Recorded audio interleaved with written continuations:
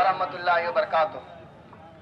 मेरे अजीज साथियों, 2014 में हिंदुस्तान की आवाम ने एक फैसला दिया, एक ऐसे शख्स को मुल्क का प्रधानमंत्री बनाया जो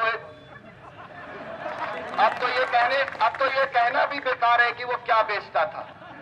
अब तो वो लाशों को बेच रहा है। 82 लोग डिमोनेटाइजेशन के शिकार हो गए। 150 सदर साहब के आंकड़े बता रहे हैं, 150। बताइए शर्म की बात। अब मैं आपसे फिर इतना कहना चाहता हूं, जो मैं आपसे कहना चाहता हूं बहुत अहम बात है। मैं कोशिश करूंगा 4 मिनट में ही खत्म हो जाए और आप सुनते रहिएगा बस दिलचस्पी के साथ।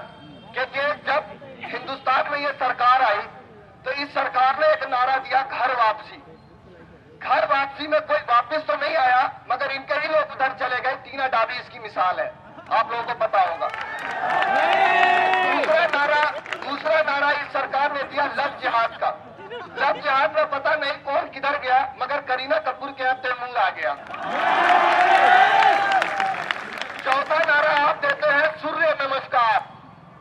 अरे भाई ये हिंदुस्तान है, यहाँ पर ईसाई है, यहाँ पर अजीज साथियों। तो बात यहाँ पे थी कि सूर्य नमस्कार, आप पूरे देश से सूर्य नमस्कार करवाने की बात करते हैं, जहां पर हमारे यहाँ ईसाई है, पारसी है, सिख है और मुसलमान है, और भी जो है वो शेड्यूल कास्ट और शेड्यूल ट्राइब्स जो मणिपुर के अंदर है, जिनके भगवान अनडिफाइंड है। कोई आज तक पता ही नहीं लगा पाया कि वो किसकी पूजा करते हैं। हजारों फेथ, हजारों कल्चर और कॉन्स्टिट्यूशन का जो 8 शेड्यूल है वो 22 लैंग्वेज का अप्रूवल देता है। हम वंदे मातरम संस्कृत में ही क्यों कहें, अगर हमारा संविधान हमको इजाजत देता है कि हमारी 22 लैंग्वेजेस हैं, जो कॉन्स्टिट्यूशन का 8वां शेड्यूल है। आप किस आधार पर देश को बांटना चाह रहे हैं? आपका आधार अगर हिंदुत्व है तो आपको ये बता देना चाहता हूं कि आपसे पहले ये कोशिश एडोल्फ हिटलर ने करी थी जर्मनी के अंदर, जो एक फेथ पर पूरा देश चलाना चाहता था और आखिरी में खुद सुसाइड करके दुनिया से चला गया। जर्मनी का जो हाल हुआ वही हाल, जर्मनी का जो हाल हुआ वही हाल प्रधानमंत्री नरेंद्र मोदी भारत का करना चाहते हैं। आप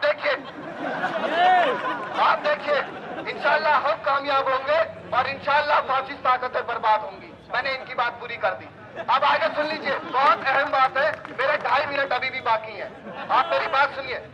उसके बाद बात ये हुई कि इस देश के अंदर जब जाहिल लोगों ने, जब यूं कह लीजिए कि बिहार के कम पढ़े लिखे लोगों ने मोदी जी का सर्वनाश कर दिया, तो उसके बाद आप यूनिवर्सिटीज आपके टारगेट में है। स्मृति ईरानी जैसी काबिल लेडी आपने जिसको खुद ग्रेजुएशन नहीं किया है, वो कहती है पीएचडी की स्कॉलरशिप से लड़के बर्बाद हो रहे हैं। बताइए, आपको इस बात का टॉलरेंस नहीं है कि मेरे जैसे और फैजुल हसन जैसे हम लोग मध्यम वर्ग परिवार के लोग इस यूनिवर्सिटी में आकर या जेएनयू या जामिया में जाकर अपने नाम के आगे डॉक्टरेट लगाए, ये आपको बर्दाश्त नहीं है। फिर आपने क्या किया? कैंपस की राजनीति में आपने संघी वाइस चांसलर भेजने शुरू किए। आपने आरएसएस के एजेंट्स को हमारे ऊपर थूक दिया, और वो एजेंट जो एडमिशन पॉलिसियां बनाना नहीं जानते, जिन्होंने कभी कोई कॉन्फ्रेंस नहीं देखी, जिन्होंने कभी कोई एकेडमिक एक्सीलेंस नहीं है जिनके अंदर, जो या तो फौज के अफसर है या कोई आईएएस ऑफिसर है। मिलिट्री के लोग परेड करवा सकते हैं, मिलिट्री के लोग गुंडे बदमाशों को हो सकता है पकड़ ले, मगर यहाँ तो उसमें भी नाकामयाबी हासिल हो रही है।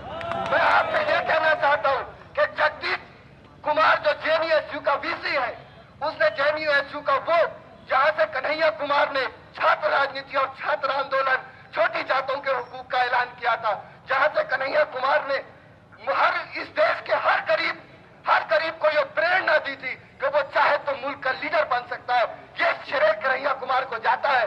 और उसी फ्रीडम स्क्वायर को आपने सलाखों में जो है नाप दिया है, आपने वहां पर आयरन बार्स लगा दिए ताकि वहां कभी हक की आवाज न निकले।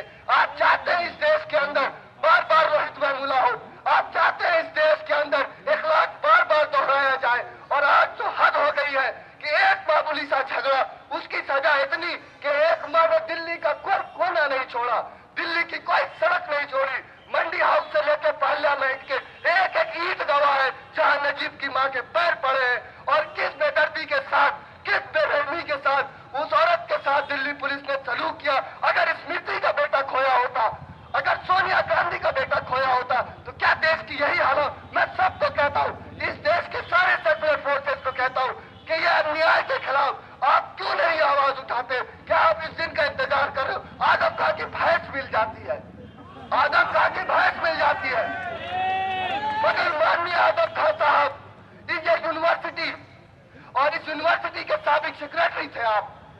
इस देश को हम, अरे बात मैं आपको बताता चलूं, बहुत अहम है। हमारे साथ सिर्फ इतनी बार्गेनिंग की जाती है कि दंगा नहीं होने देंगे, मुसलमानों तुम्हें सिर्फ जीने देंगे, हक नहीं लेने देंगे। अरे जब ऐसा जीना है तो इस जीने से तो मरना बड़ा है। हम क्यों तुम्हारी दरबारी करें, हम क्यों तुम्हारे दरबार में आए? आदम खान साहब से मैं कहना चाहता हूँ, क्या उनका हक नहीं बनता था कि नजीब की मां का हाथ पकड़े? मैं मुबारकबाद देना चाहता हूँ वहां पर आए लोगों को, जिसमें सीताराम येचुरी भी थे, जिसमें असदुद्दीन ओवैसी भी थे। ये लोग तशरीफ लाए और इन लोगों ने हमें मजबूत किया, मगर मेरा अरविंद केजरीवाल भी थे। मैं आपसे कहना चाहता हूँ, इस देश में वो लोग जो हमको यह कहते हैं हम दंगा नहीं होने देंगे, हमें सरकार में आने दो। अरे क्या कॉन्स्टिट्यूशन हमें सिर्फ इतना ही हक देता है कि हम यहाँ दंगे से बचें? हमारे हक कब मिलेंगे?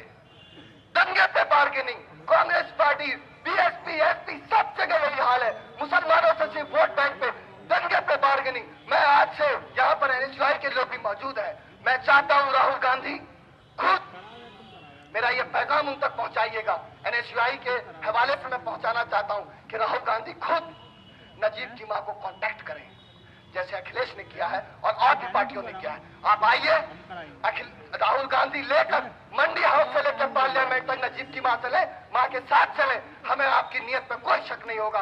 हम ये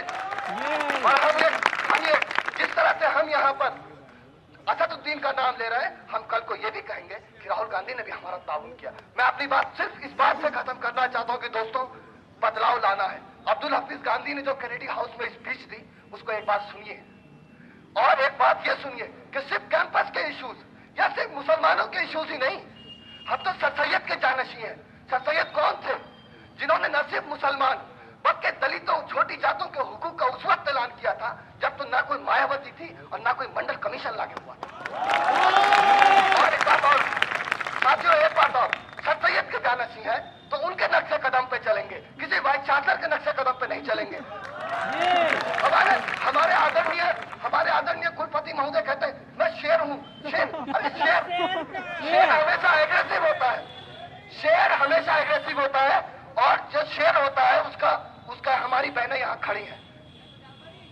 women's union, student union, women's college student union खड़ी है।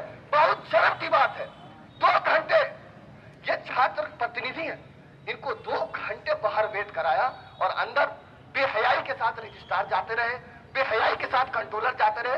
हमको उस वक्त ये एहसास हो रहा था कि लगता है सर सैयद जो है इनके नाम की रजिस्ट्री लिख के गए हैं अलीगढ़ की, कि खाली यही वीसी ऑफिस में जा सकते हैं और छात्र प्रतिनिधि नहीं जा सकता है।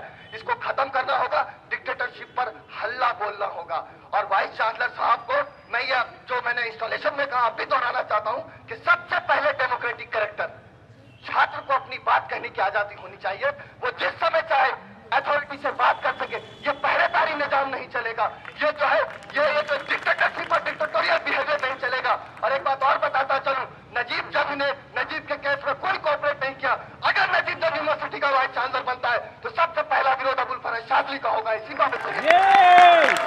और बस मैं कंक्लूड करता हूं सिर्फ इस बात के साथ कि अपने अंदर अपने आप को प्रेसिडेंट समझिए, अपने आप के अंदर एक व्यक्तित्व पैदा करिए, अपने अंदर वो सलाहियत पैदा करिए कि 4 लड़का भी वीसी से जाके बात कह सके और अपनी बात को रख सके। और उस बात के सिलसिले में एक ऐसा ठोस सबूत दे कि वाइस चांसलर भी कहे नहीं हमारा लड़का सही कह रहा है, मौका मत दीजिए, इल्म हासिल करिए।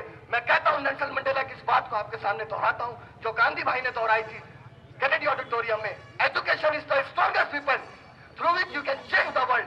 And as Bill Clinton said, there are only 3 qualities in a leader: education, education and education. Thank you very much.